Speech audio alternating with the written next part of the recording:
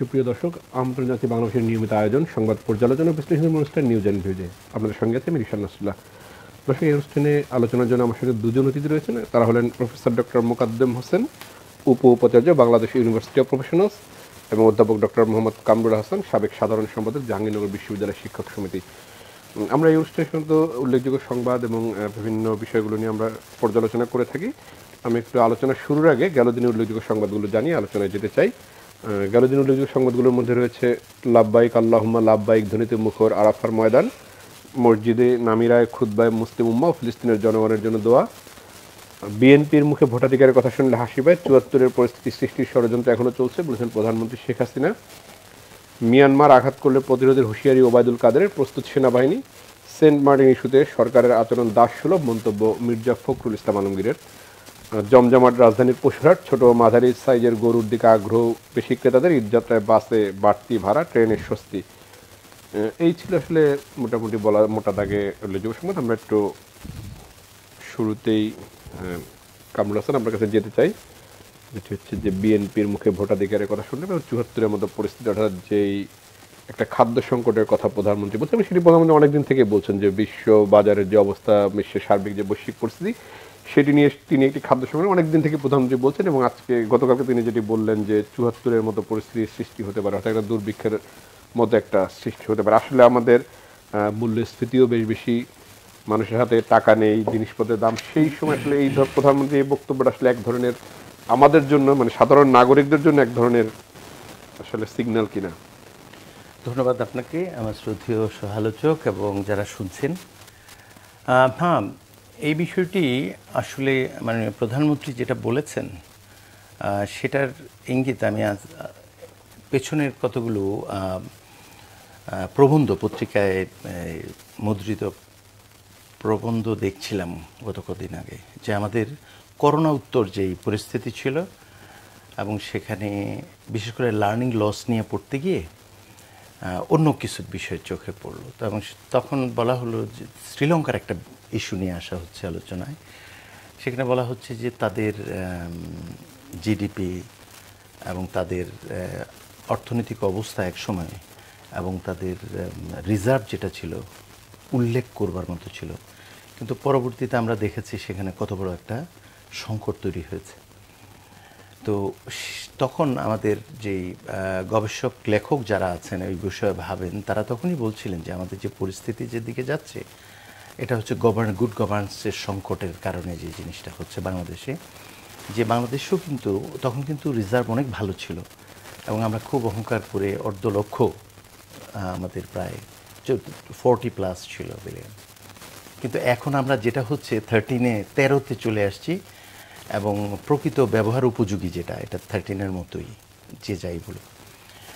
তো এই কথা কিন্তু অনেক আগে বলেছে এবং এই মুহূর্তে যদি কোনো গবেষক এই ধরনের চিন্তা করে, ভবিষ্যৎবাণী করে, আমাদের যে টোটাল অবস্থা, ব্যাংকের তারল্যের সংকট, আমাদের বাজেট আকারে ছোট করা হয়েছে, এর কারণ হচ্ছে আসলে আমাদের যে ঋণ নির্ভর যেই বাজেট, এবং সবচেয়ে ভয়াবহ যেটা আমি ব্যক্তিগতভাবে অনেক এটিএম মেশিনে গিয়ে টাকা পাইনি ঈদের আগে। তো আমি খুব আতঙ্কে ছিলাম যে না আমার এবার পশু জবাই করা হবে কি না, ভয় পাচ্ছিলাম, পর পেয়েছি।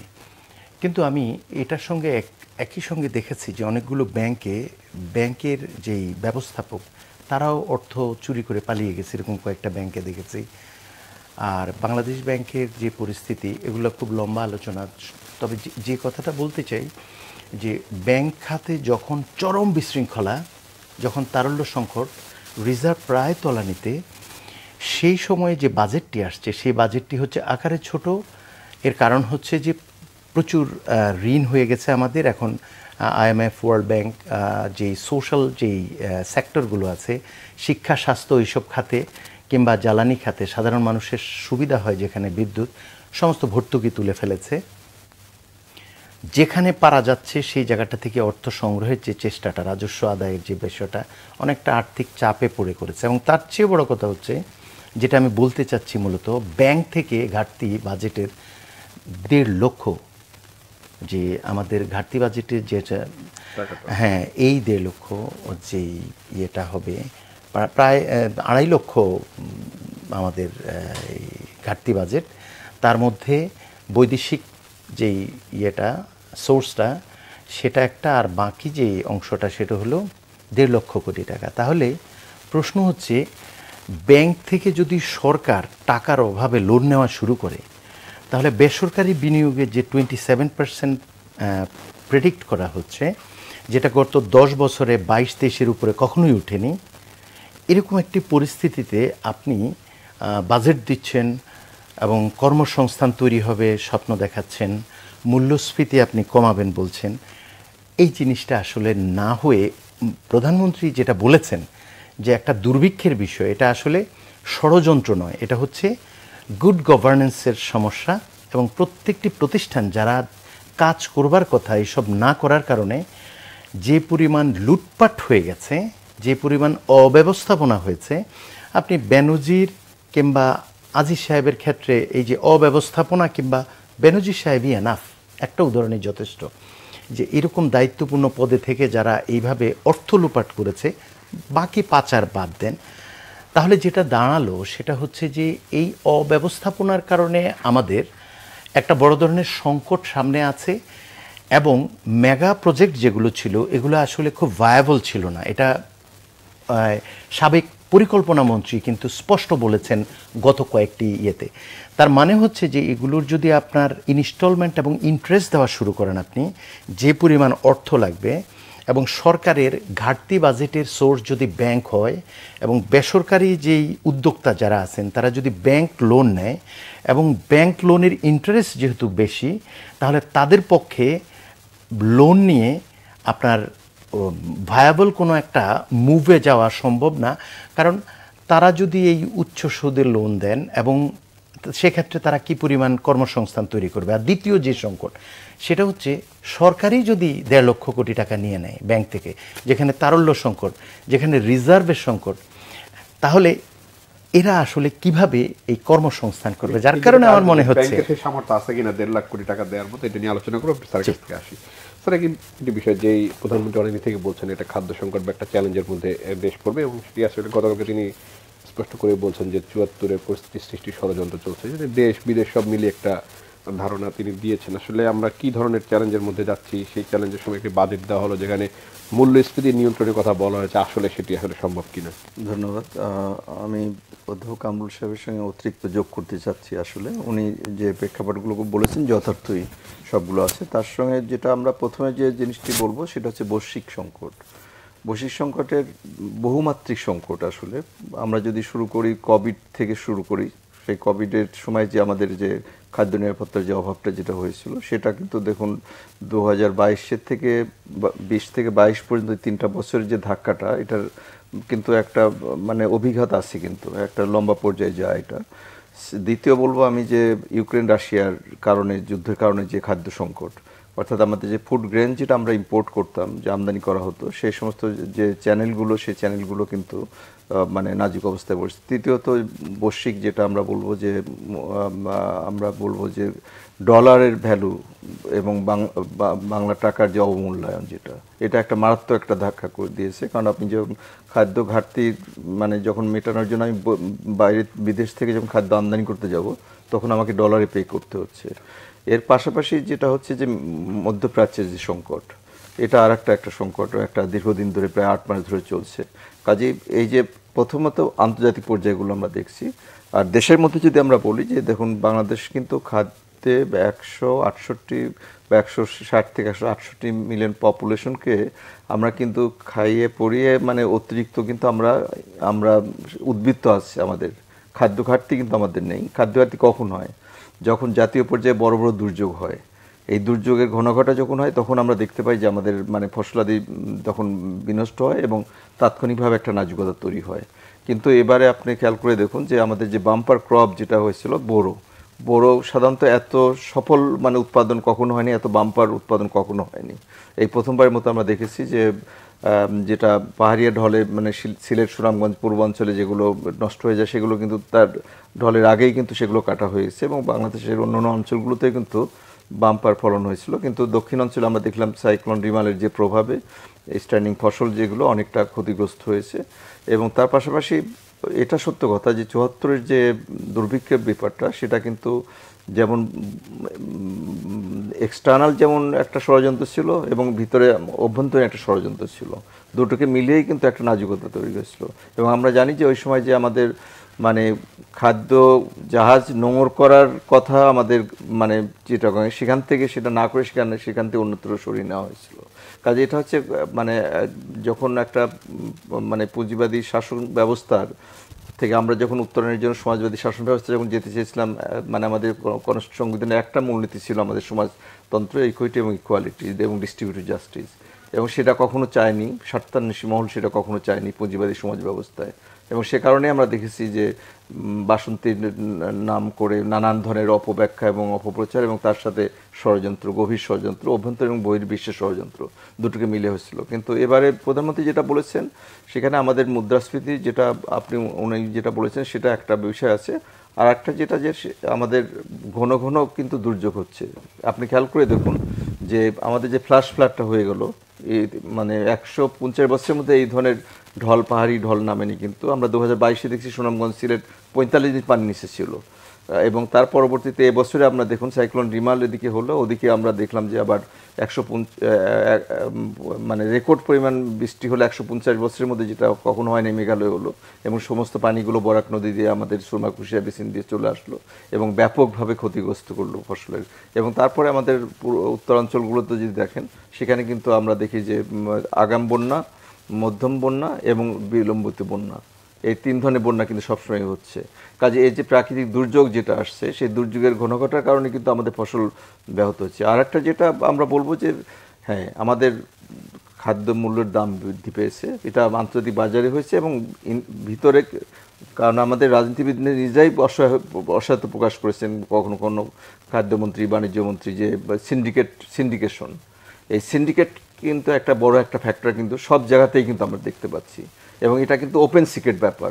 যে সিন্ডিকেটের কারণে আমরা দেখতে পাচ্ছি যে চালের মিলারদের কাছে মানে মানে এমনভাবে খাদ্যগুলো মজুত রাখা হচ্ছে এবং তারপরে সেখান থেকে ফরিয়া পর্যন্ত আসতে, এবং তারপরে সেখান থেকে আমরা দেখি যে বিভিন্ন জায়গায় সাপ্লাই চেন, যেটা উত্তরবঙ্গ থেকে, দক্ষিণবঙ্গ থেকে বা অন্যান্য জায়গায় যে সমস্ত ফসলাদি হচ্ছে সেগুলো আসার ক্ষেত্রে একটা হচ্ছে সিন্ডিকেশন, আর একটা হচ্ছে আমাদের এই আসার পথগুলোতে আমরা দেখতে পাচ্ছি যে এখানে মানে একদিকে পরিবহন ভাড়া এবং তার সাথে চাঁদাবাজি, এই যে অনেকগুলো ফ্যাক্টর একসাথে কাজ করছে, যে কারণে আমরা দেখতে পাচ্ছি আমাদের খাদ্য মূল্যটা নিয়ন্ত্রণের বাইরে চলে যাচ্ছে। আপনার যে আটার দাম ছিল আপনার 35 টাকা 2 কেজি, 50 টাকা ছিল, সেটা এখন 120 থেকে 130 টাকা কিনতে হচ্ছে। অর্থাৎ আমাদের 100%-এর উপরে 150%-এর মতো দাম বেড়েছে। চিনি কিনেছি আমরা 40 টাকা কেজি, সেটা চলে গেছে কিন্তু আমাদের 145 টাকা কেজি। চাল কিনেছি আমরা 30 টাকা করে মোটা চাল, সেই মোটা চাল এখন 60 টাকা কিনতে হচ্ছে। চিকন চালের কথা তো আমরা বলবোই না, সেটা 70, 80, 90 যেভাবে পারছে সেভাবে নিচ্ছে। কাজে এই জায়গায় মানুষের কিন্তু আয় কিন্তু বাড়েনি। মুদ্রাস্ফীতির কারণে আমরা দেখতে পাচ্ছি মানুষের, সাধারণ মানুষের, খেটে খাওয়া মানুষের আয় কিন্তু বাড়েনি। মানে দিনমজুরি যদি আপনি ধরেন, কৃষি দিনমজুরি 500 টাকা, এবং তাও আবার পুরুষ মহিলা ভেদে আবার সেখানে কিন্তু এক ধরনের পার্থক্য আছে। আবার আমরা যদি নির্মাণ শ্রমিক দেখি তাদের অবস্থাও কিন্তু খুব খারাপ। তো এই যে মানে এবং 50 মিলিয়ন লোক কিন্তু ইনফর্মাল সেক্টরে কাজ করে, যাদের আয় কিন্তু সবচেয়ে সীমিত। কাজে এই সীমিত আয়ের লোকদের উপরে কিন্তু এই সব কিছুর চাপটা কিন্তু সর্বাধিকভাবে পড়েছে, এবং এই সীমিত আয়ের গোষ্ঠী যেটা, তাদেরকে সুরক্ষা করার জন্য কিন্তু বিভিন্ন স্কিম নেওয়া হয়েছে, টিএসপির মাধ্যমে নেওয়া হচ্ছে, তারপর কাবিকা আছে, তারপরে আপনার বিভিন্ন ধরনের পেনশন স্কিম থেকে শুরু করে বহু কিছু কিন্তু মানে সুরক্ষা, যেটাকে আমরা সোশ্যাল সেফটি নেট যেটাকে বলছি, লার্জেস্ট সামাজিক সুরক্ষা মানে একটা মানে নেটওয়ার্ক কিন্তু বাংলাদেশে তৈরি হয়েছে। কিন্তু এখানে যে জিনিসটা দরকার, যেটা কামরুল হাসান সাহেব বলেছেন, যে মানে এখানে সুশাসন, এই সুশাসনটা কিন্তু আমাদের কিন্তু এখানে রাখতে হবে, এবং আমাদের এখানে কিন্তু যেখানে অসমতা আছে, যেখানে মানে ডিস্ট্রিবিউটিভ জাস্টিসের ক্ষেত্রে যে নাজুকতা আছে, সেই জায়গাগুলো কিন্তু আমাদের কিন্তু মানে অবশ্যই ধরতে হবে, এবং সেটার জন্য কিন্তু রাজনীতিবিদদের কিন্তু সেখানে প্রতিনিধি যারা আছেন এবং যারা স্থানীয় সরকার ব্যবস্থায় আছেন এবং যারা কেন্দ্রীয় সরকার ব্যবস্থা আছে, তাদেরকে কিন্তু সমন্বিতভাবে একটা উদ্যোগ নিতে হবে। আর আমাদের আরেকটা বিষয় আছে, আমাদের প্রাইভেট সেক্টর যেটা আছে, প্রাইভেট সেক্টরে আমরা দেখতে পাই যে মাল্টি ন্যাশনাল ধাঁচে আমাদের এখানে কিন্তু কিছু মানে প্রাইভেট সেক্টর গড়ে উঠেছে, যে যারা মানে খাবারগুলোকে নিয়ন্ত্রণ করছেন, তারাও কিন্তু মানে মুষ্টিমেয় কয়েকটা গোষ্ঠী, এবং তারা একযোগে কিন্তু আপনার সমস্ত কিছু জিনিসের দাম বাড়িয়ে দিচ্ছে। প্রতিটা জায়গাতেই কিন্তু আমরা এটা লক্ষ্য করছি, এবং এই জায়গাটা কিন্তু এখানে সরকারের কিন্তু একটা মানে মুক্ত বাজারটার এটা কি, প্রাইভেট এবং পাবলিক সেক্টরের প্রতিযোগিতা হবে এবং সাধারণ মানুষ কম্পিটিটিভ প্রাইসে মানে সেটা সুফল পাবে। এটাই কিন্তু আমরা সাধারণত দেখি যে মানে প্রাইভেট এবং পাবলিক সেক্টরের মধ্যে পার্থক্য। তো এই দুটো জায়গায় যদি আমরা এখানে যদি বাজার নিয়ন্ত্রণ, বাজার খবরদারি করা, এই দুটো জায়গায় কিন্তু আমাদের কিন্তু সেই যত করার দরকার আছে। আমরা বলি যে হ্যাঁ ভোক্তা অধিকার কমিটি যে ফাইন করছে, কিন্তু তাদের জনবল কোথায়? তাদের সেখানে যে মনিটর করার যে একটা ব্যাপক একটা প্রক্রিয়া যেটা সারা দেশব্যাপী, সেই জায়গাটা তো সেখানে নাই। এবং কতগুলো জায়গাতে আপনার রাজনৈতিক সিদ্ধান্ত নিতে হবে, এবং সেখানে সেই সিদ্ধান্ত অত্যন্ত সুদৃঢ় হতে হবে এবং দলমত নির্বিশেষে সেই সিদ্ধান্ত বাস্তবায়ন করতে হবে। এখানে পিছনে তাকালে কিন্তু হবে না। কাজে এই জায়গাগুলোতে আমার মনে হয় যে সরকারের অনেক কিছু ভাবনার ব্যাপার আছে।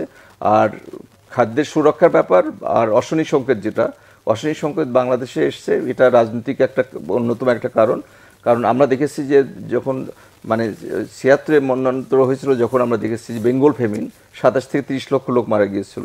অমর্ত্য সেন নিজে একটা বই লিখেছেন, দি গ্রেট বেঙ্গল ফেমিন, এবং সেই গ্রেট বেঙ্গল ফেমিনের একটা অন্যতম কারণ ছিল কিন্তু রাজনৈতিক, আরেকটা ছিল যুদ্ধবিগ্রহ এবং সারা বিশ্বের একটা নাজুকতা এবং অস্থিরতা, এবং আরেকটা ছিল হচ্ছে মানে দুর্যোগের কারণে ফসলহানি, আরেকটা ছিল কালো বাজার মানে মজুদদারিদের এক ধরনের ইয়ের জন্য, এবং সেখানে সে কারণেই কিন্তু আমরা দেখেছি। কাজে সেটার প্রতিফলন কিন্তু সারা বিশ্বেই কিন্তু সর্বত্রই আমরা দেখেছি। কিন্তু এই ফেমিন সিনড্রোম যেটা আমরা বলি, ফেমিন হবে না কখনো বাংলাদেশে, এটা আমি বলতে পারি যে দুর্ভিক্ষ হবে না, কিন্তু দুর্ভিক্ষ অবস্থা হয়তো বিরাজ করতে পারে। ফেমিন সিনড্রোম বলি আমরা এটাকে, দুর্ভিক্ষ সরাসরি বলা যাবে না। আলোচনা করব। আমি আপনি আসলে তিনটা বিষয়, আমি বাজেট নিয়ে কথা বলছিলেন। যদি আমরা ধরি প্রবৃদ্ধি, মূল্যস্ফীতি বা রিজার্ভের বিষয়টি যদি ধরি, সরকার প্রবৃদ্ধির যে লক্ষ্যমাত্রা বা মূল্যস্ফীতি নিয়ন্ত্রণের যেটি, আমাদের বর্তমান বাজার পরিস্থিতি সেটি বলে কিনা? কারণ সরকার নির্বাচনের পরে যখন ক্ষমতায় বসেছে তখন থেকে সে বলেছিল যে বাজারটিকে নিয়ন্ত্রণ করবে, কিন্তু আসলে সেই নিয়ন্ত্রণ সে প্রতিষ্ঠিত করতে পেরেছে কিনা? স্যার যেটি বললেন যে সিন্ডিকেটের কারণে এখনো বাজার নিয়ন্ত্রণ এবং রাজনৈতিক সিদ্ধান্তের কিছু কথা বলেছেন। সুতরাং সরকারের এই লক্ষ্য পূরণ হবে কিনা? কারণ ব্যক্তি খাতে বিনিয়োগ নেই, বিদেশি বিনিয়োগ নেই, ব্যাংকগুলোর একদম হজবরল একটি অবস্থা। সেই পরিস্থিতিতে সরকার যে বাজেটটি দিয়েছে সেটি বাস্তবায়ন সম্ভব করে মানুষের মধ্যে অ্যাটলিস্ট স্বস্তি দিতে পারবে কিনা? ধন্যবাদ আপনাকে। প্রথমত আজকের অভিজ্ঞতা হচ্ছে কোরবানির পশু ক্রয় করতে গিয়ে গতবারের সাথে তুলনা করে দেখলাম যে গতবার যেটা ১ লক্ষ টাকা ছিল এটা ১.৫ লক্ষ টাকা। তাহলে মূল্যস্ফীতি আমাদের অর্থনীতিবিদদের এয়ার কন্ডিশন রুমে বলা হচ্ছে ১২ থেকে ১৫, বিরোধী দল অনুমান করে নানান ধরনের ফিগার বলে, কিন্তু আমার ফিগার হচ্ছে 50%-এর মতো মনে হলো। আমি জানি না, হয়তো এখানে মধ্যস্বত্বভোগী ট্রাকে গরু আনবার সময় ওখানে যারা নিরাপত্তা দেওয়ার কথা তাদেরকে চাঁদা দিতে হয়। নিশ্চয়ই ঢাকা থেকে গ্রামের বাড়িতে গার্মেন্টস কর্মীরা যারা বাবা মাকে দেখতে যায় তারা গরুর ট্রাক থেকে চাঁদাবাজি করে না, তারা তো যাওয়ারই সুযোগ পায় না, বাসেই টিকিট কিনতে পারে না। তাহলে করে কারা? যারা ওখানে পথে নিরাপত্তা দেবার কথা। আমাদের অনেক ভাই আছে যারা আমাদের নিরাপত্তার দায়িত্বে, আমাদের করের টাকায় যাদের বেতন হয়, এবং সরকার দলের, বিশেষ করে শাসক দলের প্রভাবশালী মানুষ যারা বিভিন্ন পর্যায়ে আছে, এই চাঁদাবাজির কথা সরকারের অনেক প্রভাবশালী মন্ত্রীও স্বীকার করেছে, কিন্তু সেটা বন্ধ হয়নি। ফলে এই চাঁদাবাজি সহ নানা কিছু মিলে যদি আমি যে 50% যে মূল্যস্ফীতির কথা বলছি, এখানে ধরুন 20% হচ্ছে চাঁদাবাজিতে, এই যে পথে যারা প্রভাবশালী আছে তাদের, আর বাকি তো 30% রিয়েল মূল্যস্ফীতি। এখন প্রশ্ন হচ্ছে, আমি ধরুন আমার টাকা রাখবো ব্যাংকে, আপনি আমাকে কত % ইন্টারেস্ট দেবেন? কাম ডাউন টু আর্থ। আমার যদি মূল্যস্ফীতির চেয়ে ইন্টারেস্ট কম হয় তাহলে টাকাটা ঘরে রাখা ভালো নাকি ব্যাংকে দেওয়া ভালো?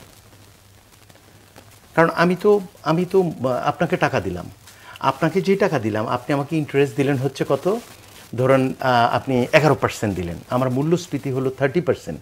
তো আমার তো টাকা ব্যাংকে রেখে আমার বিরাট লস হয়ে গেল, আর টাকা যত পরে আমি পাবো লাভটা কি? ফলে ব্যাংকে আমানত অনুৎসাহিত হয়েছে এই মূল্যস্ফীতির কারণে। আর এই জন্য যেই কাজটা করা উচিত, আসলে ওটা হচ্ছে রকেট বিজ্ঞানে, আমি তো অর্থনীতির এত সিরিয়াস পড়াশোনা করি নাই। হ্যাঁ, আমি ডেভেলপমেন্ট এথিক্সের স্টুডেন্ট, ফলে আমি একটু অর্থনীতির স্পর্শ করেছি। তাহলে আপনাকে কোন জায়গাটায় ইয়ে করতে হবে? আপনি প্রবৃদ্ধি নিয়ে এত মাথা ঘামাচ্ছেন কেন? প্রবৃদ্ধি এটা পরবর্তীতে দেখা যাবে কি হয়। কখনো কখনো ওই মূল্যস্ফীতিটাকে আপনি ধরুন। আর মূল্যস্ফীতিকে ধরতে হলে আপনার যে কাজটা করতে হবে, কোন কোন জায়গায় এই মূল্যস্ফীতির আসলে মানে আসল জায়গাটা লুকিয়ে আছে। তাহলে আপনি ব্যক্তিগত ইনভেস্টমেন্ট যেটা, এটা বাড়ানোর উৎসাহিত করুন আপনি ইন্টারেস্টের জায়গায়। আপনি কিভাবে উৎসাহিত করবেন? এমন ব্যাংক আছে যেখানে 6 জন মানুষকে 60% ঋণ দেওয়া হয়েছে, এবং সেই এমডিকে বাংলাদেশ ব্যাংক 5 বার মেয়াদ বৃদ্ধি করেছে। তাহলে বাংলাদেশের ব্যাংকের মতো অভিভাবক প্রতিষ্ঠান যদি 6 জন মানুষকে 60% টাকা একটা ব্যাংকের লোন দিয়ে দিয়েছে, এবং এই দাবিটা করেছে বিটিএম এর সভাপতি, উনি যথার্থই দাবি করেছেন, তাহলে আপনি বলুন এরকম একটি অব্যবস্থাপনায় যারা মাঝারি মানের উদ্যোক্তা, যারা পরিশ্রম করে সততার সাথে নিজে বাঁচতে চায়, কর্মসংস্থান তৈরি করতে চায়, তারা কিভাবে করবে? আর যারা ঋণ খেলাপি, আপনি পুনঃ তফসিল কেন, ভাই? আর আপনাকে এই আমরা দেখেছি যে কোনো একজন মানে ব্যাংকের লোন নেওয়া কোনো একজন মানুষ যিনি অত্যন্ত প্রভাবশালী, তাকে পুনঃতফসিলের অধীনে এনে বারবার সুযোগ দেওয়া হচ্ছে, অথচ 1000 টাকা মাইক্রো ক্রেডিট ল্যান্ডার যিনি, তার গরু ছাগল নিয়ে যাচ্ছে হচ্ছে এই ক্ষুদ্র ঋণ প্রকল্পগুলো। কৃষি ঋণের ক্ষেত্রে একই দৃশ্য, কৃষি ঋণের ক্ষেত্রে একই দৃশ্য। তাহলে আপনি একটা সমাজে আপনি বাস্তবতায় আসতে হবে। তো যারা ভালো আছে, আমি তো দেখেছি, আমি বললাম যে এই পশুটার দাম কত, বলল মানে কি 317। আমি প্রথম বুঝি নাই, কারণ আমি খুব মানে সামান্য একজন মাস্টার, আমি 317 বুঝতে পারিনি, এত কম টাকা। পরে শুনছি 3,17,000। আমার বুঝতেও সময় লেগেছে। এই হচ্ছে অবস্থা। দেখুন, আপনি যদি এই মানুষগুলোকে, যারা 317কে 317 মনে করে, এদেরকে মানুষ না মনে করেন, তাহলে আপনি মূল্যস্ফীতি আটকাতে পারবেন না। সেই জন্য আমার মনে হচ্ছে যে এই মানে যেটা মূল কথা, আপনার নিজের মানুষও এই ঋণ খেলাপিদেরকে আপনার ধরতে হবে। এই বাজেটে তাদের ব্যাপারে কোনো ধরনের পদক্ষেপ নেই, বরং তারা ছাড় পাচ্ছে। কারা ছাড় পায়নি? আমি মাস্টারি করি, আমার শ্রদ্ধেয় সহকর্মী মাস্টারি করে, উনি 30% কর দিতে হবে। কিসে জানেন? আপনি সৎ উপার্জনে 30% দিয়েছেন, আর যারা টাকা লুপাট করেছে, পাচার করেছে, আপনি তাদেরকে 15% টাকা সাদা করতে দিলেন। এটার মাধ্যমে আপনি দুটো কাজ করলেন অভিভাবক হিসাবে। প্রাতিষ্ঠানিকভাবে আপনি সংবিধানের 20(2) অনুচ্ছেদ ভঙ্গ করেছেন, কারণ ওখানে পরিষ্কার বলা আছে অন্যায়ভাবে উপার্জিত অর্থ আপনি কর দিয়েও কিন্তু কি করতে পারবেন না, সাদা করতে পারবেন না। কারণ আপনি যেটা অপ্রদর্শিত আয়কে আপনি কি করতে পারবেন? ধরেন আপনি একজন ডাক্তার, আপনি অনেক উপার্জন করেন, আপনার অনেক টাকা, ঘটনাচক্রে আপনার 10 লক্ষ টাকা আপনি রিটার্নে দেখাতে পারেননি, কিন্তু টাকাটা আপনার সৎভাবে উপার্জন, রাত 1টা 2টা পর্যন্ত রুগী দেখে পেয়েছেন, আপনি তো আর চুরি করেন নাই।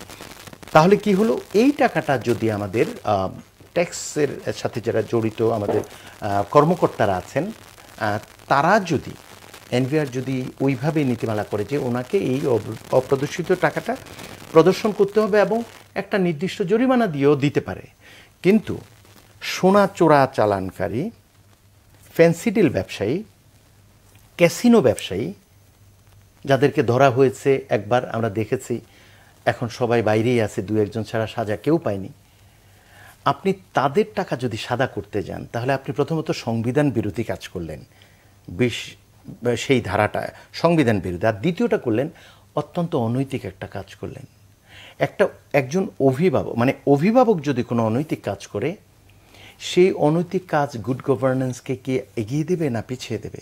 ফলে যারা অন্যায়ভাবে উপার্জন করে, তারা একটা লাইসেন্স পেয়ে গেল যে ঠিক আছে, আমরা এইভাবে উপার্জন করতে থাকলে আগামী বছরও এখন হয়তো 15%, আমাদের পরবর্তীতে 20% বা আরও কম। একজন তো এমন বলেছে যে 15% যদি কর দিয়ে, 15% কর দিয়ে আপনি যদি কালো টাকা সাদা করতে যান, তারা অনুৎসাহিত হবে। এবং আমাদের সংসদে আমাদের একজন ল মেকার এটা বলছে যে ওনাদের উৎসাহিত করেন, আরও কম টাকায় দিতে বলেন।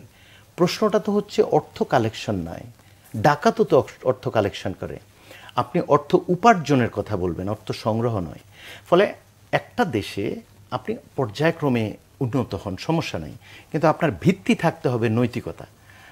আমরা এই দেশটা স্বাধীন করেছি এই পরিস্থিতির জন্য না, দেখুন, আমরা পাকিস্তানিদের বিরুদ্ধে আমরা যখন সংগ্রাম করেছি তারা বৈষম্য করেছে, অথচ এখন আমরা দেখছি রিভার্স ডিসক্রিমিনেশন প্র্যাকটিস করা হচ্ছে। কোটা পদ্ধতি, এইটার বিরুদ্ধেই তো আমাদের সংগ্রাম ছিল এক সময়। এখন আমাদের 50% উপর নানা নামে কোটা দিয়ে আমাদের মেধাবী শিক্ষার্থীদের চরম হতাশায় ফেলছে। এই জন্য আমি বলি, শিক্ষা খাতে যদি আমি পরে সুযোগ পাই যাব, যেটা হচ্ছে ডেমোগ্রাফিক ডিভিডেন্ড, যেটা সেই জায়গাটায় প্রত্যেক বছর কমছে। এবং আমি শুধু পয়েন্টটা বলে যাই, পরে সুযোগ দিলে বলবেন। 2021-22, 22-23 আমি দেখলাম 23-24 এবং 24-25 পর্যায়ক্রমে জিডিপির, দেখুন 4 বছর আগে 2.08% দিয়েছে, পরের 1.38, এরপরে হচ্ছে 1.76, এইবার 1.69। কেন? শিক্ষা খাতে কি পর্যায়ক্রমে বরাদ্দ কমানো উচিত নাকি বাড়ানো উচিত?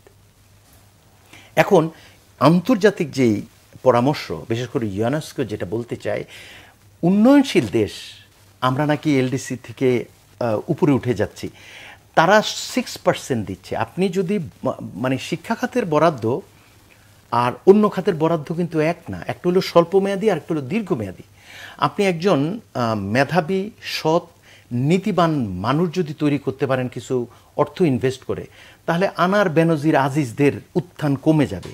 কারণ এই পজিশনে যদি একজন নৈতিকভাবে আলোকিত শিক্ষিত মানুষ আপনার দায়িত্ব নেয়, আপনি চিন্তাই করতে পারবেন না যে কত জায়গায় আপনার শৃঙ্খলা ফেরত আসবে। তাহলে আপনি ওই রকম মানুষ তৈরি না করে আপনি কালো টাকা সাদা যদি করেন, আপনি শিক্ষা খাতে পর্যায়ক্রমে কম ইনভেস্ট করেন, তাহলে আপনি কিভাবে সামনে আগাবেন? আর তার উপর তো বললামই, আপনি বাজেট কি বাস্তবায়ন হবে কিনা, কিভাবে হবে আপনি বলুন। আপনি কি লোন দিবেন? আপনি ব্যাংক থেকে টাকা নিয়ে লোন দিবেন? আপনার যারা মাঝারি উদ্যোক্তা, তো তারা টাকা পাবে কোথায়? আর টাকা যদি না পায়, কর্মসংস্থান হবে কোথায়? আপনি বাজেটে বলছেন কর্মসংস্থান করবেন, কিভাবে করবেন? আপনার মূল্যস্ফীতি এত বেশি, আপনি যাদেরকে আমানতকারী তাদেরকে ইন্টারেস্ট কত দিচ্ছেন, আর মূল্যস্ফীতি কত হচ্ছে? ডলারের দাম প্রতিনিয়ত বাড়ছে, আমদানি ব্যয় বাড়ছে, তাহলে এখানে এনে দ্রব্যমূল্য কিভাবে আপনি নিয়ন্ত্রণ করবেন? এরকম একটি অদ্ভুত হযবরল অবস্থার পেছনে আমি খুব দ্রুত যদিও বলতে হচ্ছে, একটা জিনিস দায়ী, জনপ্রতিনিধি প্রয়োজন, সৎ প্রতিনিধি প্রয়োজন, তার একটাও বিরাজ করছে না। এই জায়গায় ফেরত আসা বোধ হয় খুব জরুরি। আলোচনা করবো, তবে একটা বিরতি নিয়ে আসি। দর্শক, নিউজ অ্যান্ড ভিউজ নিচ্ছে ছোট্ট একটি বিরতি, আমাদের সঙ্গেই থাকুন, ফিরবো কিছুক্ষণ পরেই।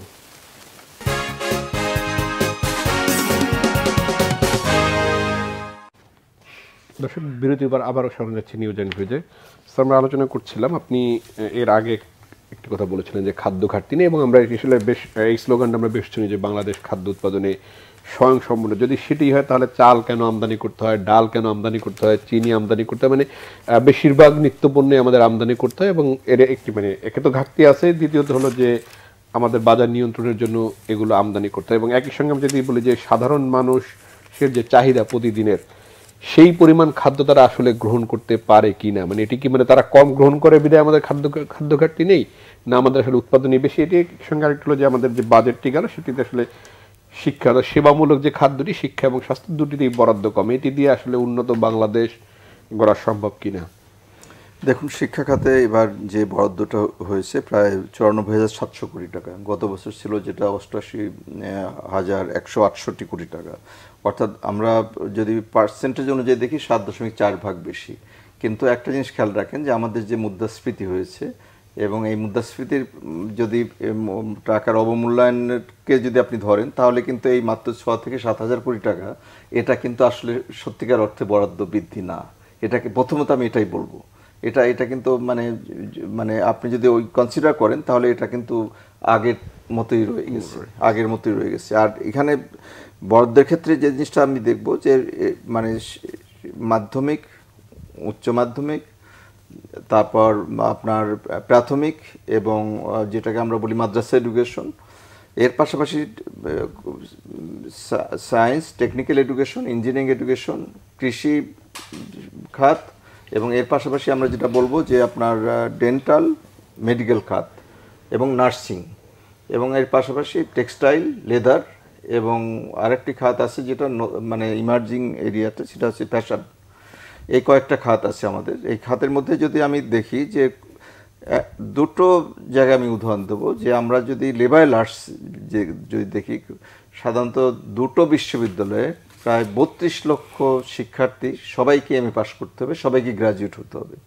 এবং এই 32 লক্ষ শিক্ষার্থী, 25 লক্ষ আর 7 লক্ষ, এই 32 লক্ষ শিক্ষার্থী এমএ পাস করার পর তারা, মানে আমার নিজের অভিজ্ঞতায় আমি দেখেছি হাজার হাজার মানে এই গ্রাজুয়েট তারা পিওনের চাকরিতে অ্যাপ্লাই করছে। তো এই যে ধরুন এই 32 লক্ষ, তার মধ্যে যদি 31 লক্ষ যদি মানে বেকার, অথবা যদি এটাকে আমরা 3 ধরনের বেকারত্ব বলতে পারি, আনএমপ্লয়েড অথবা আন্ডার এমপ্লয়েড অথবা ডিসগাইজ এমপ্লয়মেন্ট, 3 ধরনের নাজুকতার মধ্যেই তারা আছে। অর্থাৎ যে মানে ডিগ্রি তারা নিচ্ছে সে অনুযায়ী তারা সেখানে কোথাও কর্ম মানে সুযোগ, কর্মস্থানের সুযোগ নেই, তাদের পেশাগত সুযোগ নেই, সোজা কথা। তাহলে আমার এই গ্রাজুয়েট দরকারটা কি? প্রথম কথা এটা হলো। আর বিজ্ঞানভিত্তিক শিক্ষা ব্যবস্থার ক্ষেত্রে যদি আমরা যদি বাজেট বরাদ্দের কথা বলি, তাহলে সেক্ষেত্রে কিন্তু দেখুন দুটো জায়গা, একটা হলো গবেষণা আর একটা হচ্ছে টেকনোলজি ওরিয়েন্টেড এডুকেশন। বাংলাদেশে মানে আমরা দেখেছি যে আমাদের সায়েন্স এবং টেকনোলজি বেসড ইউনিভার্সিটির সংখ্যা বেড়েছে প্রায় প্রতিটা জেলাতেই, কিন্তু এটা কিন্তু এই সরকারের একটা লক্ষ্যমাত্রা।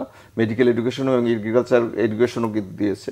কিন্তু একজন এগ্রিকালচার গ্র্যাজুয়েটের কথা যদি বলি এবং একজন ইঞ্জিনিয়ারিং গ্র্যাজুয়েট এবং একজন মেডিকেল গ্র্যাজুয়েট, সর্বোচ্চ ব্যয় হয় সরকারের। এবং এই ব্যয় করার পর এই গ্র্যাজুয়েটরা দেখবেন যে বিশেষ পরীক্ষায় মানে সবচেয়ে বেশি রকম যারা ঝুঁকছে তারা হচ্ছে ইঞ্জিনিয়ার, মেডিকেল গ্র্যাজুয়েট এবং এগ্রিকালচার। তাহলে কি মাঠে কাজ করবে, টেকনিক্যাল হওয়ার কথা, এখানে টেকনিক্যাল হওয়ার কথা। এর পিছনে আমরা লক্ষ কোটি টাকা ব্যয় করছি একজন ছাত্র। এবং এডুকেশন কস্ট যদি আমরা ধরি পরিসংখ্যান অনুযায়ী, মানে এটা এডুকেশন ওয়াচের পরিসংখ্যান দিচ্ছি আমি, সেখানে দেখা যাচ্ছে যে মাধ্যমিক পর্যায়ে আমাদের এই কস্ট বেড়েছে 51%। 51 ভাগ কস্ট বেড়েছে আমাদের শিক্ষা খাতে। একজন ছাত্রকে মানে একজন পরিবার থেকে একটা ছাত্রকে গ্র্যাজুয়েট করতে 51 ভাগ মানে, এবং প্রাথমিক ক্ষেত্রে যদি বলেন সেটা 25%। আর যদি টারশারি লেভেল বা একেবারে হায়ার এডুকেশন বলেন তাহলে এটার মানে 70 থেকে 80%। তো এই যদি অবস্থা হয়, এই যে শিক্ষার খাতে যে এই যে মানে আমাদের যে বিনিয়োগ, এই বিনিয়োগের পশ্চিমা বিশ্বে আমরা কি দেখি, যখন 21 বছর বয়সে যখন ছাত্ররা বের হয়ে যাচ্ছে, সরকার তাদেরকে লোন দিচ্ছে এবং সেই লোনটা দেওয়ার পরে তাকে সুরক্ষা করছে। এবং সে যদি চাকরি পায় তাহলে সে লোন পরিশোধ করতে হবে। তাও কোন চাকরি, প্রফেশনাল চাকরি পেলে, otherwise he or she need not to pay back the loan. রাষ্ট্র তাকে সুরক্ষা করছে। আর আমাদের এখানে পরিবারকে সুরক্ষা এই টাকাটা দিতে হচ্ছে। এবং যে পরিবার দরিদ্র পরিবার থেকে এসছে, নর্থ সাউথের ছাত্র আমি দেখেছি গ্রামের থেকে 20 থেকে 30 ভাগ, মানে যারা নাজুক অবস্থায় আছে তারাও কিন্তু নর্থ সাউথে পড়ছে। এবং শিক্ষা খাতের একই অবস্থা আমরা দেখেছি যে লুঙ্গি পরা পেশেন্টকে ব্রোকাররা মানে মেডিকেল কলেজে, পাবলিক মেডিকেল কলেজ থেকে ভাগিয়ে নিয়ে এসে এই সমস্ত হসপিটালগুলো দিয়েছে, এবং যখন বিল দিচ্ছে তখন নিঃস্বভাবে ফিরে যাচ্ছে। এই হলো আমাদের বাস্তবতা। আমি একটু ছোট করে, আমি যেহেতু পশ্চিমা বিশ্বের কথাই বললেন স্যার, আমাদের যে শিক্ষা যে ব্যবস্থাপনা, আমরা এখন যদি প্রাথমিক শিক্ষা দেখি, প্রাথমিক শিক্ষার খরচ এখন সবচেয়ে বেশি। আমরা যদি একটু মানে সরকারি স্কুলগুলোর বাইরে যদি আমরা যেতে চাই, প্রাথমিক শিক্ষার সবচেয়ে খরচ বেশি। আপনি যেটি বললেন যে উচ্চশিক্ষা, যেমন আমি কারিগরি শিক্ষার কথা বলেছিলেন যে ইঞ্জিনিয়ার, ডাক্তার তৈরি করতে সরকারের ব্যয় সবচেয়ে বেশি। অর্থাৎ সরকারের টাকায় উচ্চশিক্ষা, এটি আসলে পশ্চিমা বিশ্বতে এই দৃষ্টি নেই। উচ্চশিক্ষা অনেক খরচ, উচ্চশিক্ষা, প্রাথমিক শিক্ষা ওরা একদমই ফ্রি। আমি বলি উচ্চশিক্ষাটা কিন্তু এটা কখনো কিন্তু রাজস্ব খাত থেকে আসে না। বিদেশে সেটির দরকার আছে কিনা, শিক্ষিত বেকার তৈরির কোনো প্রয়োজন আছে কিনা, সরকার অর্থ ব্যয় করে। কোন উচ্চশিক্ষার দরকার আছে, যেটা অবশ্যই টেকনোলজি বেসড এডুকেশন, যেটা মানে যেমন টিবেট যদি আমরা বলি, টিবেট একটা বড় একটা এরিয়া, এটাকে আমরা ফ্লারিশ করতে দেইনি ওইভাবে। কিন্তু সত্যিকার অর্থে আমরা স্কিল, হিউম্যান রিসোর্স, আমাদের যেটা বলা হচ্ছে যে হিউম্যান ডেভেলপমেন্ট ইন্ডেক্সে বাংলাদেশ 193টা দেশের মধ্যে বাংলাদেশের অবস্থান হচ্ছে 129। আর যদি শিক্ষা খাতে বাজেট বরাদ্দের কথা যদি বলেন, 189টা দেশের মধ্যে সর্বনিম্ন বাজেট যে 10টি দেশের বরাদ্দ হচ্ছে প্রতি বছর, তার মধ্যে বাংলাদেশ অন্যতম। এবং আমাদের জিডিপির অবদানের ক্ষেত্রে যদি বলেন, তাহলে আপনি দেখুন যে আমাদের ছোট্ট একটা দেশ ভুটান, তার মানে জিডিপির 8.1% হচ্ছে শিক্ষা খাতে বরাদ্দ। এবং শুধু তাই না, আপনি শুনলে অবাক হন, মালদ্বীপের মতো একটা দেশ, ছোট্ট দেশ, সেখানে 4.5 ভাগ, ইন্ডিয়াতে 4.68 ভাগ। এবং আপনি যদি পাকিস্তানে যান, সেটা অবশ্য কম, 1.97 সবচেয়ে কম বলা যেতে পারে। বাংলাদেশে 1.87, বাংলাদেশের থেকেও তারপরেও বেশি কিন্তু। এবং আফগানিস্তান যেটা আপনি দেখেন যে যুদ্ধবিধ্বস্ত আফগানিস্তান, সেখানে 3.34 ভাগ জিডিপি বরাদ্দ, আর আমাদের বরাদ্দ হচ্ছে 1.87 ভাগ। তাহলে এখানে আমরা বুঝতে পারছি যে আমাদের মানে বাজেট বরাদ্দের যতই আমরা বলি বড় করে প্রচার করি যে আমাদের মানে 12%, 14%, 17%, অথচ দেখেন কুদরতে খোদা শিক্ষা কমিশন বঙ্গবন্ধু 73-74 সালে যখন প্রথম বাজেট দিয়েছিলেন, সেখানে কিন্তু শিক্ষা 20 ভাগ ছিল, এবং 2016 সালের বাজেটেও কিন্তু 14 ভাগ কিন্তু ছিল। কিন্তু তো এখান থেকে কেন আমরা কমালাম? আর আরেকটা বিষয় যেটা, যে এই বাজেটের সিংহভাগ 80 ভাগ যাচ্ছে হচ্ছে বেতন ভাতা এবং অবকাঠামো নির্মাণে। এখানে বেতন ভাতা এবং অবকাঠামো যদি 80 ভাগ ব্যয় হয়, তাহলে আপনার 20 ভাগে আপনি কি উচ্চশিক্ষা হবে, কি মানে প্রযুক্তি ভিত্তিক শিক্ষা হবে, এবং কি আপনার মেডিকেল বা ইঞ্জিনিয়ারিং বা অন্যান্য কারিগরি শিক্ষা হবে। তো এখানে যদি নাজুকতা অবস্থা হয়, সেই জায়গাটা আমরা ক্যাম্পের যে একটা মানে গবেষণালব্ধ তথ্য যেটা পাওয়া গেছে, সেটা হচ্ছে আমাদের 8-5 প্ল্যান যেটা আছে, ভিশন 2041 আছে যেটা, এবং আমাদের সাস্টেইনেবল ডেভেলপমেন্ট গোল আছে যেটা, সরকারের কিন্তু অঙ্গীকারবদ্ধ যে জিডিপির কমপক্ষে 6% শিক্ষা খাতে বরাদ্দ দিতে হবে। এটা কিন্তু সরকার নিজেই কিন্তু অঙ্গীকার করেছেন, কিন্তু সেখানে দেখা যাচ্ছে 1.87 ভাগ। এবং এর পাশাপাশি আমরা দেখতে পাচ্ছি যে শিক্ষা খাতে বৈষম্য, যে আমাদের বলা হচ্ছে ইনক্লুসিভ এডুকেশন, ইকুইটেবল এডুকেশন, এবং একই সঙ্গে আমাদের সাস্টেইনেবল এডুকেশন সিস্টেম, এবং আমাদের হিউম্যান রিসোর্স এবং স্কিল ডেভেলপমেন্ট এডুকেশন। তো এই এডুকেশনটা কি আমরা আদৌ দিতে পারছি কিনা, সেটা একটা বড় প্রশ্ন। আর একটা প্রশ্ন যেটা, সেটা হচ্ছে আমাদের যে হায়ার এডুকেশন ক্ষেত্রে দুটো কথা বলবো আমি। একটা হচ্ছে আমরা দেখেছি যে মানে হেকে প্রজেক্ট নেওয়া হয়েছিল, higher education quality enhancement project, যেটা ওয়ার্ল্ড ব্যাংকে, বিশ্ব ব্যাংকের সহায়তা নেওয়া হয়েছিল। আর একটা হচ্ছে আপনার recently higher education acceleration and transformation একটা প্রজেক্ট নেওয়া হয়েছে 5,500 কোটি টাকার। কিন্তু আপনি শুনলে অবাক হবেন যে বাজেট বরাদ্দের, এডিপির বাজেট বরাদ্দের গত বছরের 14,000 কোটি টাকার মধ্যে 9,000 কোটি টাকা অব্যয়িত, মাত্র 5,000 কোটি টাকা আমরা ব্যয় করতে পেরেছি। তো এই কম বরাদ্দের মধ্যেও যদি আমি 9,000 কোটি টাকা অব্যয়িত রাখি এডিপির মাধ্যমে, তাহলে সেখানে আমাদের এই দুরবস্থা কেন হবে? তার মানে কি, এখানে আমাদের মনিটরিং এর ব্যাপার আছে, এবং এখানে আমাদের দিক নির্দেশনার ব্যাপার আছে, এবং আমাদের এখানে মানে সুষম বন্টনের ব্যাপার আছে। আর যদি আপনি শিক্ষা খাতে যদি আপনি মানে কিন্ডারগার্টেন স্কুল বলেন, ইংলিশ মিডিয়াম স্কুল বলেন, বা অন্যান্য যেটা বলেন, সেখানে বিশাল ফারাক, বৈষম্য। কাজে আমাদের ওই ইনক্লুসিভ, ইকুইটেবল, এবং আমাদের যেটাকে আমরা বলছি যে সাস্টেইনেবল বা টেকসই যেটা, এবং যেটা কারিগর এবং বৃত্তিমূলক যে কর্মসংস্থানের ব্যাপারটা, ওয়েস্টার্ন ওয়ার্ল্ডে একটা পরিসংখ্যান দিয়ে আমি শেষ করি যে হাই স্কুল বা বার্সারি লেভেল করার পর 60 থেকে 70 ভাগ তারা কিন্তু এই বিভিন্ন ধরনের পেশাভিত্তিক তারা কাজে চলে যায়। তারা গ্রাজুয়েশনে যায় 30 জন ছাত্র, মাস্টার্সে মাত্র 1 থেকে 2 জন ছাত্র থাকে। আর আমাদের সবাইকে মাস্টার্স করতে হবে, সবাইকে বাইরের শিক্ষার্থী দিয়ে তারা পূরণ করে বেশিরভাগ। এবং আমাদের আরেকটা বিষয় যেটা, আমাদের আউটকাম বেসড এডুকেশন। ইন্ডাস্ট্রি একাডেমিয়ার কোনো কোলাবোরেশন নাই। ইন্ডাস্ট্রি কি দরকার আর আমি কি প্রডিউস করছি, এর মধ্যে কোনো রকম আমরা তৈরি পোশাক খাত দেখলেই আমরা পাই যে বাইরে থেকে আমাদের শ্রীলঙ্কা, ইন্ডিয়া থেকে আমাদেরকে মিড লেভেল এবং টপ লেভেল ম্যানেজমেন্ট হচ্ছে, তাদেরকে নিয়ে আসতে হচ্ছে। আমাদের দেশের গ্রাজুয়েট, হাজার গ্রাজুয়েট, কিন্তু আমরা তাদেরকে এমপ্লয় করতে পারছি না। স্যার, আপনি হয়তো শিক্ষা নিয়ে বলবেন, আমি শিক্ষার সাথে একটু মিয়ানমার পরিস্থিতিতে যেতে চাই, যেটি আসলে সরকার এবং বিরোধী দল দুটি একই কথা বলছে যে মিয়ানমার প্রসঙ্গে ওবায়দুল কাদের যেটি বলেছেন যে পাল্টা হুঁশিয়ারি সে দিয়েছেন, সেনাবাহিনীও প্রস্তুত রয়েছে। আর সেন্ট মার্টিন ইস্যুতে সরকারের যে আচরণ, সেটি আসলে বিএনপি বলছে যে এটি আসলে দাসসুলভ।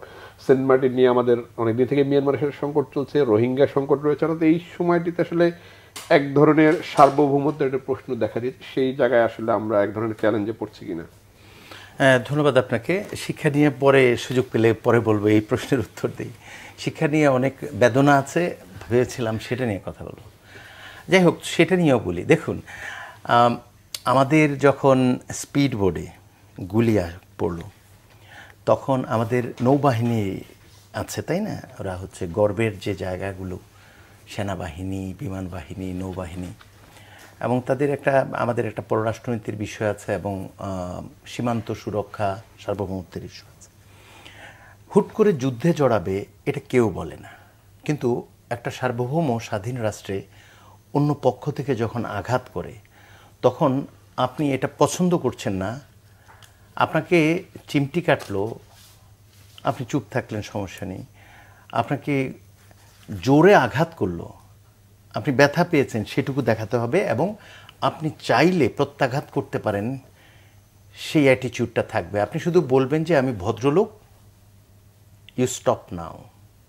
কিন্তু যখন আমাদের স্পিড বোর্ডে গুলি পড়লো, ইচ্ছা করলেই তো পেট্রোল ভেসেল ওখানে মুভ করতে পারতো, তাই না? কিছু কি গিয়েছে? বরং উল্টো আমাদের সেন্ট মার্টিনে যারা আছে তাদেরকে বলছে নিরাপদ দূরত্বে চলে যান। এটা কি 25শে মার্চের কালোরাত্রি নাকি, যে সবাই ভাগবে ওখান থেকে? সেন্ট মার্টিন বাংলাদেশের অংশ না। আমি বিএনপি আওয়ামী লীগের প্রশ্ন না, প্রশ্নটা হচ্ছে দেশের প্রশ্ন। আমাদের যেহেতু সুশৃঙ্খল বাহিনী রয়েছে এবং নৌবাহিনীতে আমরা দক্ষ আমাদের যোদ্ধারা আছেন, আমাদের ভাইরা আছেন, কোস্ট গার্ড আছে, হ্যাঁ কোস্ট গার্ড আছেন, কিন্তু আপনি যুদ্ধ করতে তো বলেনি আপনাকে, তো আপনি এত নিশ্চুপ কেন? এবং আমরা আরেকটা জিনিস, আমি খুব সিরিয়াস এ ব্যাপারে, এবং বলতে পারেন কিছুটা ইমোশনাল হয়েছে এই জায়গাটায়, যে জান্তা সরকারের সাথে বাংলাদেশ সরকার কিন্তু যথেষ্ট ভালো আচরণ করেছে। ভালো আচরণ করেছে এই অর্থে যে তারা যখন তাদের অভ্যন্তরীণ কোন্দলে এখানে আসছে, তাদেরকে একেবারে জামাই আদর করে বাড়িতে পৌঁছে দিয়ে আসা হয়েছে। তাহলে তারা কি করে গুলি ছোড়ে আমাদের এরিয়ার ভিতর? এর মধ্যে আরেকটি কত বড় সংকট আছে দেখুন, আরাকান আর্মির সাথে বাংলাদেশের কোনো ধরনের স্ট্র্যাটেজিক সম্পর্ক নেই। এই যুদ্ধে পরিষ্কার নিয়ন্ত্রণ তারা নিয়েছে ওই এলাকাটা। নিয়ন্ত্রণ নেওয়ার পর আপনার যে রোহিঙ্গারা এখানে আসছে, ব্যাপক আঘাতের কারণে তারা তো 2017-তে চলে আসলো। এই 12-13 লক্ষ রোহিঙ্গাকে আপনাদের তো ফেরত দিতে হবে। ফেরত দিতে হলে যাদের ওখানে প্রভাব নিশ্চিত করছে যারা, তাদের সাথে কোনো সম্পর্কই নেই। তাহলে যার সাথে সম্পর্ক আসে তিনি আঘাত করছেন, সেখানে আমরা সুখনিদ্রা যাচ্ছি, কোনো প্রতিক্রিয়াই নেই। যুদ্ধ করার প্রয়োজন নেই। আপনি বলুন এনাফ ইজ এনাফ, কোনো কথা নেই কারো। এটা সমালোচনার জন্য সমালোচনাটা, এটা সার্বভৌমত্বের প্রশ্ন। আমি বিশ্বাস করি আমাদের সংশ্লিষ্ট মহল সজাগ হবেন। আর এটা একটা ইজ্জতের প্রশ্ন। তো বাংলাদেশ তো এত ভার্নারেবল না, এটা জিওপলিটিক্যাল একটা ইয়াতে বাফার স্টেট না, এটা আমি মনে করি না। অনেকেই বলে, আমি মনে করি এটা important state. You have problem now, you need to address it. কিন্তু আমরা যদি অ্যাড্রেস করতে হয় তাহলে আমাদের সকলের ঐক্যবদ্ধ একটা প্রয়াস প্রয়োজন। কিন্তু আমরা ওই পরিস্থিতিটা নষ্ট করে ফেলছি। আমরা প্রতিনিয়ত বিভাজন তৈরি করছি, কখনো ধর্মে, কখনো মুক্তিযুদ্ধের চেতনা দিয়ে কাউকে রাজাকার বানাচ্ছি, কেউ আবার মুক্তিযুদ্ধের চেতনা যাচ্ছি। আমরা আবার বলছি যে গণতন্ত্রের পক্ষে কেউ, গণতন্ত্রের বিপক্ষে কেউ। আমরা কি কেউ চেতনার মধ্যে আছি? আমরা কোনো গণতন্ত্রে আছি? 2014-এর পর এগুলো গণতন্ত্র? অ্যাথেন্সের পর ঢাকা পর্যন্ত বোধহয় ডামি নির্বাচনের এরকম অদ্ভুত ডেমোক্রেটিক সিস্টেম পৃথিবীর কোনো রাষ্ট্রবিজ্ঞানী দেখেনি। আপনি অ্যাথেন্স আপনি স্টাডি করে দেখেন, এইরকম মানে নিজেদেরই 3 গ্রুপ। এবং এটা কি শুধু দেশের ক্ষতি হয়েছে, গণতন্ত্রের ক্ষতি হয়েছে? সার্বভৌমত্ব রক্ষার ক্ষেত্রে নতজানু কেন? কারণ ওনারা বলছেন কেউ কেউ ষড়যন্ত্র করছে। কেন ষড়যন্ত্র করবে? সবাই মিলে আপনারা একসাথে দেশের সার্বভৌমত্ব রক্ষা করার জায়গায় আসেন। প্রথমত অভিভাবকের দায়িত্ব পালন করুন। যাকে তাকে রাজাকার না বলে, যাকে তাকে দেশদ্রোহী না বলে, ষড়যন্ত্রকারী না বলে বলুন আমরা একটা নির্বাচনের পথে আসি, জনপ্রতিনিধিত্বের জায়গায় আসি, আমরা সকলে মিলে একটা কাজ করি। এবং এগুলা না থাকার কারণে আমার যেটা মনে হয়েছে যে সরকার মানে আমাদের সার্বভৌমত্বের এই যে ঝুঁকিটা, এটা সরকারের পতনের সাথে কেউ কেউ ভুল করে ফেলতেছেন। এটা কিন্তু ঠিক না। ধরুন আমি সরকারকে পছন্দ করি না, কিন্তু আমি কি রাষ্ট্রকে অপছন্দ করি? তাহলে মিয়ানমারের এই আচরণ কি রাষ্ট্রের সার্বভৌমত্বের পক্ষে? তাহলে দলমত নির্বিশেষে সবার কি প্রতিক্রিয়া জানানো উচিত না? এটা কি করতে পারছি? এটা বিভাজনের রাজনীতির কারণে হচ্ছে না, ঘৃণার রাজনীতির কারণে হচ্ছে না। সেই জন্য আমি মনে করি এই জায়গাটায় আমার মনে হচ্ছে এগুলা ওয়েক আপ কল। আমরা বোধহয় বড় ধরনের সংকটে যাচ্ছি। তিস্তা ব্যারেজ নিয়ে আমি দেখতে পাচ্ছি আরেকটা সংকট তৈরি হচ্ছে। চীনের সাথে যতটুকু আগানো হয়েছে ভারত আগ্রহ প্রকাশ করছে, অথচ উজানের দেশ ভারতের দেওয়ার কথা হচ্ছে সুইচ গেট খুলে পানি। তাদের জন্য এই সমস্যা, চীন সুযোগ পাচ্ছে। এখন তারা বলছে আমাদেরও আগ্রহ আছে। তাহলে সরকারকে জায়গাগুলো বুঝতে হবে, যে বলতে হবে যে আপনাদের আগ্রহের যে জায়গাটা আছে সেই আগ্রহের জায়গাটা হওয়া উচিত 54 নদীর পানির সমবন্টন। আপনারা এখানে এসে গর্ত করার দরকার নেই, কারণ আপনাদের কারণেই গর্ত করতে হচ্ছে। তাহলে সরকারকে এটা বোঝার জন্য তো ব্যাপক জ্ঞানী হওয়ার দরকার নেই। সেই জন্য আমি মনে করি যে দেশপ্রেম ছাড়া, নীতি নৈতিকতা ছাড়া এবং জনগণের প্রতিনিধিত্ব যদি করতে আপনি না পারেন, তাহলে দেখুন আপনি আনারের যে পরিণতি সর্বশেষ যেটা দেখলাম, উনি মাননীয় সংসদ সদস্য, নিজের দলের একজন মানুষের বিরুদ্ধে অভিযোগ আসছে, এর চেয়ে নৃশংস কিছু হতে পারে? তাহলে কি ফ্রাঙ্কেনস্টাইন তৈরি হচ্ছে না? বিএনপি জামাতের দরকার আছে আওয়ামী লীগকে নিধন করার, নাকি নিজেরাই দলটাকে খণ্ড বিখণ্ড করে স্বাধীনতার নেতৃত্ব দেওয়া দলটাকে সর্বনাশ করে শুধু ক্ষমতায় থাকার জন্য কিছু মানুষ বাংলাদেশের গণতন্ত্র শুধু শেষ করে নেই, আওয়ামী লীগকেও তো শেষ করে দিচ্ছে। স্যার, আমি এই সার্বভৌমত্বের জায়গাটা এবং আমরা যেহেতু সেন্ট মার্টিন নিয়ে এক ধরনের মিয়ানমার সংকটে দীর্ঘদিনের, এবং সেখানে আমরা যদি একটু দেখি যে ভূ আঞ্চলিক রাজনীতি আসলে এক ধরনের আমরা কূটনৈতিক চ্যালেঞ্জের মধ্যে রয়েছে কিনা, সেই জায়গাটা আসলে সরকার সঠিকভাবে নেতৃত্ব দিতে পারছে কিনা। না, ধন্যবাদ। দেখুন, প্রথমে আপনি যে কথাটা বললেন ওটাই যথার্থ। আসলে এটার শুরুটা কিন্তু আসলে ভূ রাজনৈতিক প্রেক্ষাপটই, মানে এই অঞ্চলটাই কিন্তু একটা আধিপত্যবাদের জন্য মানে যে সুপার পাওয়ারগুলো আছে, বৃহৎ শক্তি যেটাকে আমরা বলি, একদিকে চায়না, অন্যদিকে ভারত, অন্যদিকে আপনার রাশিয়া এবং তারপর যুক্তরাষ্ট্র, আমেরিকা যুক্তরাষ্ট্রের স্বার্থ যেটা, সেটা হলো যে এই অঞ্চলে তার একটা মানে সামরিক ঘাঁটি দরকার, যে কোনোভাবেই হোক, বাই হুক আর বাই ক্রুক।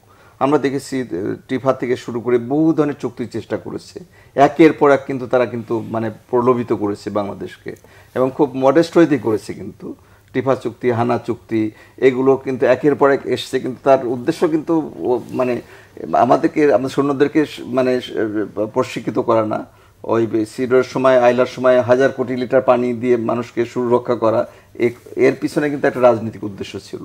এবং আপনারা জানেন যে এই সেন্ট মার্টিন কেন, এই পুরো মানে বাংলাদেশটাই বলা হচ্ছে যে একসময় আমাদের দেখেছি মানে আমাদের দক্ষিণ এশিয়ার মধ্যে সবচেয়ে যে প্রখ্যাত যে বিজ্ঞানী, অর্থনীতিবিদ মাহবুবুল হক, উনি কানাডার একটা আন্তর্জাতিক কনফারেন্সে বলেছিলেন যে বাংলাদেশ মানে এমন একটি দেশ যে রিসোর্সের উপর শুধু বাড়ছে, এবং বাংলাদেশ সাউথ এশিয়ার মধ্যে সবচেয়ে শক্তিশালী অর্থনীতি হবে। তার দুটো পূর্বশর্ত দিয়েছিলেন, একটা হলো যে রিসোর্সটাকে নিয়ন্ত্রণ করা, আর একটা হলো যে গুড গভর্নেন্স, সুশাসন। এই দুটোকে পূর্বশর্ত দিয়েছিলেন। তার মানে কি, মানে একজন অর্থনীতিবিদের মানে পূর্বাভাস যেটা ছিল আমরা লক্ষ্য করতে পারছি, সেই পূর্বাভাসে কিন্তু আমরা দেখেছি যে বাংলাদেশের রিসোর্সের ব্যাপারটা, এবং এখানে যারা জিওলজিস্ট যারা আছেন তারা কিন্তু এক বাক্যে স্বীকার করছেন, এবং আমরা প্রত্যক্ষ করছি বঙ্গোপসাগর এবং আমাদের পুরো চিটাগাং হিল ট্র্যাক্ট যেটা জোন, হিউজ আমাদের প্রাকৃতিক সম্পদ আছে, মিনারেল রিসোর্স থেকে শুরু করে, অয়েল থেকে শুরু করে, এবং অফশোর থেকে আমরা গ্যাসও সংগ্রহ করেছি, আমরা তেলও সংগ্রহ করেছি। তো সেদিক থেকে আমরা দেখতে পাই যে এখানে একদিকে হচ্ছে সামরিক আধিপত্যবাদ, অন্যদিকে হচ্ছে আমাদের যে মানে ভূগর্ভস্থ যে সমস্ত মিনারেল রিসোর্সগুলো আছে, এই দুটো জিনিসের উপর। আর একটা কথা ঐতিহাসিকভাবে সত্য যে বাংলাদেশ তো এখন চায়নার দিকে ঝুঁকলে ইন্ডিয়া নাখোশ, আর ইন্ডিয়ার দিকে ঝুঁকলে চায়না নাখোশ, এবং তার মধ্যে আমাদের এটা বাস্তবতা যেটা, সেটা হচ্ছে মানে সবচেয়ে বড় যে পরাশক্তি সেটা আমেরিকা যুক্তরাষ্ট্র, তার এখানে নিজের আধিপত্যবাদ চাই, এবং এই মানে বঙ্গোপসাগর এবং ভারত মহাসাগর, এবং আমরা যেটা বলি যে আপনার একেবারে সাউথ চায়না পর্যন্ত যে বিস্তৃত সীমারেখা যেটা, এবং এই এলাকাগুলোতে তার একটা আধিপত্যবাদের, একটা কর্তৃত্ববাদের একটা জায়গা দরকার, এবং সেই জায়গাটার জন্য তার বাংলাদেশটা হচ্ছে জিওপলিটিক্যালি সবচেয়ে স্ট্র্যাটেজিক একটা জোন, এবং সেই জোনটাকে মানে যে কোনোভাবেই হোক করায়ত্ত করা, অথবা যে কোনোভাবেই হোক এখানে এক ধরনের নিয়ন্ত্রণ প্রতিষ্ঠা করা। এখন সরকারের যে কথাটা আপনি বললেন, যে সরকারের এখানে কিন্তু অত্যন্ত একটা নাজুক, একটা ডেলিকেট একটা অবস্থা। মানে আপনি যদি আমেরিকাকে খুশি করার জন্য আমেরিকার সাথে যদি আপনি চুক্তিবদ্ধ হন, তাহলে কিন্তু ভারত এবং এদিকে আপনার সোভিয়েত ইউনিয়ন এবং চায়না, তিনটা পরাশক্তি, কিন্তু তারা কোনোভাবেই এটা কিন্তু মেনে নেবে না। আবার চায়নার সাথে যদি আপনি সুসম্পর্ক করতে যান, ভারত কোনো অবস্থা মেনে নিচ্ছে না। কাজে এই জায়গাটা কিন্তু আমরা দেখতে পাচ্ছি যে সবারই কিন্তু একটা মানে আগ্রহ রয়ে গিয়েছে, এবং ভারত বিভিন্নভাবে আমাদের মানে এখানে নিয়ন্ত্রণ করার চেষ্টা করছে, এবং সেই নিয়ন্ত্রণের জায়গাটা আমরা দেখেছি। কামরুল সাহেব কিছু বলেছেন। একদম সংক্ষেপে আমি যদি এইখানে জিজ্ঞেস করি যে সরকারের এই চ্যালেঞ্জ বা সরকারের এই ধরনের একটা পরিস্থিতি পড়ার জন্য কি স্যার যেটি বললেন যে সঠিক গণতন্ত্র না থাকাটাই কারণ? আমি সে কথাটা বলবো না। দেখুন, বহু দেশ আছে, যদি মিয়ানমারের কথাটাই ধরেন, মিয়ানমারে কি গণতন্ত্র কখনো ছিল? এবং গণতন্ত্র প্রতিষ্ঠা হওয়ার পর মিয়ানমার কি অবস্থা হলো? কাজী গণতন্ত্র এটা হচ্ছে একটা, গণতন্ত্র একটা হচ্ছে মানে প্রতীকী ব্যাপার আমি মনে করি। যে দেশের সাধারণ গণমানুষ গণতন্ত্রের অর্থ জানে না, সে দেশে গণতন্ত্রটা একটা, আমি মনে করি যে তৃতীয় বিশ্বের জন্য এটা একটা প্রহসনমূলক বিষয়। কারণ গণতন্ত্রের যে সংবিধানের যে অধিকারটা, সেই অধিকার চর্চাই সম্পর্কে মানুষের কোনো ধারণা নেই। নাগরিক অধিকার কি সেটাই আমরা জানি না। কাজে সেখানে আমি মানে যে জিনিসটা বলবো যে আসলে এখানে যে জিনিসটা আমাদের সবচেয়ে বড় দরকার, যে আমাদের বাংলাদেশের যে আমাদের পররাষ্ট্র নীতি, যেটা কারোর সাথে কোনো রকম কনফ্লিক্টে না যেয়ে সহনশীল পর্যায়ে ডিপ্লোম্যাটিক ওয়েতে সেই জিনিসগুলোকে মানে মোকাবেলা করা, এবং সেটা নেগোসিয়েশনটা হচ্ছে বেস্ট সলিউশন। জি, আলোচনা শোনার জন্য ডক্টর মোকাদ্দেম হোসেন এবং অধ্যাপক ডক্টর মোহাম্মদ কামরুল আহসান, আপনাদের দুজনকে অসংখ্য ধন্যবাদ। দর্শক, নিউজ এন্ড ভিউজ থেকে আজকের মতো বিদায় নিচ্ছি। ভালো থাকবেন, সুস্থ থাকবেন, শুভরাত্রি।